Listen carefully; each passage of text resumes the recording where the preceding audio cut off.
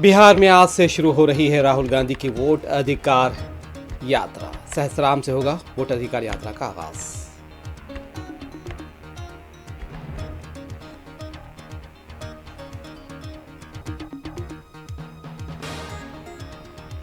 हम मुल्क में जमहूरियत को खत्म होने नहीं देंगे।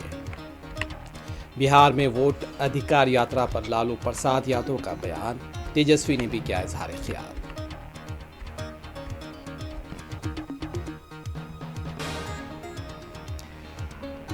मुकम्मल झूठ पर मबनी है कांग्रेस की वोटर अधिकार यात्रा। बीजेपी लीडरान का रद्द अमल।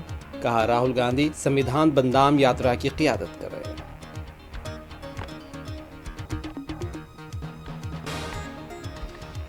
अमेरिका और हिंदुस्तान के बीच कशीदगी मामला। मोदी हुकूमत को एक और धचका। अमेरिका ने हिंदुस्तान के साथ अगस्त में मुनक्किद तिजारती मुज़ाकरात फिलहाल मनसूख कर दिए।